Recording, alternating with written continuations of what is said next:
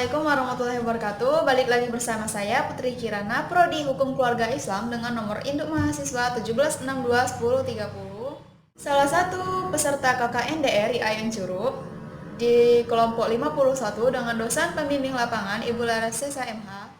Dan pada kesempatan kali ini saya akan membahas tentang 7 hukuman mati yang masih berlaku hingga saat ini.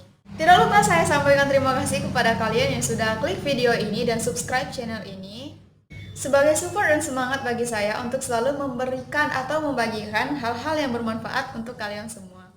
Tanggal 10 Oktober diperingati sebagai Hari Internasional Praktek Hukuman Mati. Peringatan ini pertama kali digagas World Coalition Against Death Penalty pada tahun 2013 lalu. Baiklah, saya akan menjelaskan 7 hukuman mati yang masih diberlakukan hingga saat ini. Pertama,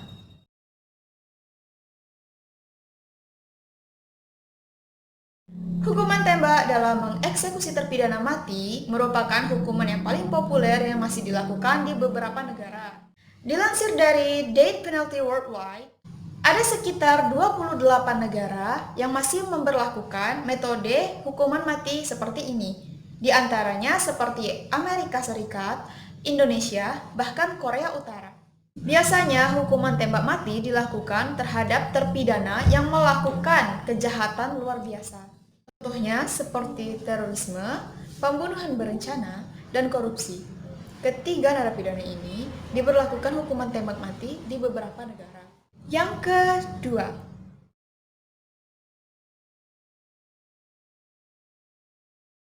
suntik mati merupakan hukuman mati yang paling manusiawi dibandingkan dengan hukuman tembak mati atau eksekusi di kursi listrik.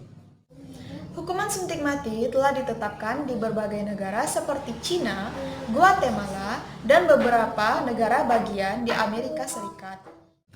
Hukuman suntik mati ini dianggap tidak etis karena kerap dilakukan secara rahasia dan dilakukan tanpa sepengetahuan keluarga terpidana seperti Cina.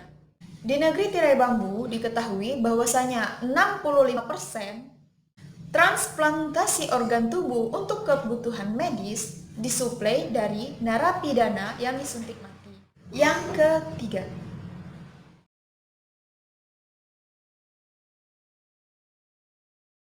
hukuman mati umumnya dilakukan pada abad 18 sampai abad ke-20. Namun, masih ada beberapa negara yang melakukan eksekusi gantung terhadap narapidana, seperti Semenanjung Arab dan Afrika. Ada 2 metode gantung yang dilakukan. Yang pertama, long drop, yaitu menjatuhkan terpidana dari tempat yang cukup tinggi, agar tali yang mengikat di leher tidak mencekik terlalu lama. Metode long drop ini pernah diberlakukan kepada mantan pemimpin Irak, yaitu Saddam Hussein. Yang kedua, metode short drop, yaitu yang menyebabkan terpidana tercekik lebih lama sebelum akhirnya terpidana mati. Selanjutnya yang keempat,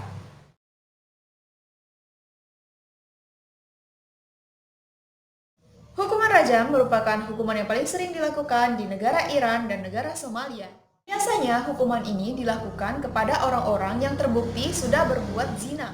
Hukuman rajam yang paling mengerikan pernah terjadi pada kasus Aisyah Ibrahim Dhulo, yang mana pada awalnya dia melaporkan kepada otoritas setempat bahwasanya ada 3 orang pemuda yang menyerang dirinya. Namun sayangnya bukan mendapat perlindungan atau pembelaan, justru Aisyah Ibrahim Dhulo ini dikenakan hukuman rajam. Aisyah dieksekusi di sebuah stadion di kota Kismayo di hadapan 1.000 orang penonton. Kok gitu ya kan? Yang ke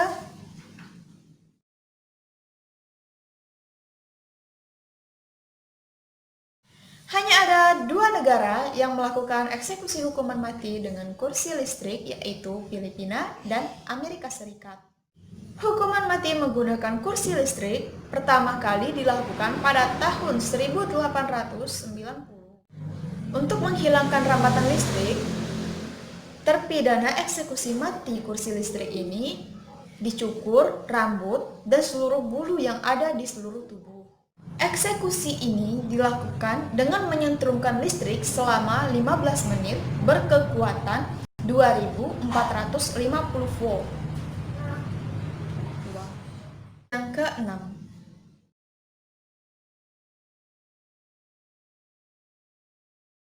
Hukuman penggal atau hukuman pancung sebelumnya dilakukan di negara Prancis hingga Revolusi Prancis pada tahun 1799. Saat itu, hukuman pancung dilakukan dengan menggunakan alat yang bernama guillotine, atau guillotine. Aku nggak tahu nyebutnya gimana, bagi kalian yang tahu silahkan komen di bawah. Yang mana metode ini mulai ditinggalkan oleh negara bagian Eropa karena memikirkan prinsip kemanusiaan. Selain di negara tersebut, hukuman pancung ini juga diberlakukan di negara bagian Arab Saudi. New York Times pernah mencatat bahwasanya pemerintah Arab Saudi pernah mengeksekusi hukuman pancung kepada 47 orang dalam satu hari.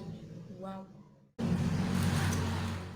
Eksekusi hukuman pancung ini dilakukan di tempat terbuka dan disaksikan oleh masyarakat setempat.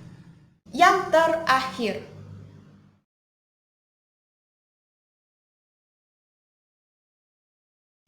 milisi ISIS pernah melakukan pembakaran terhadap tawanan mereka saat mereka berkuasa pada tahun 2011 hingga 2017 di Irak dan Suriah.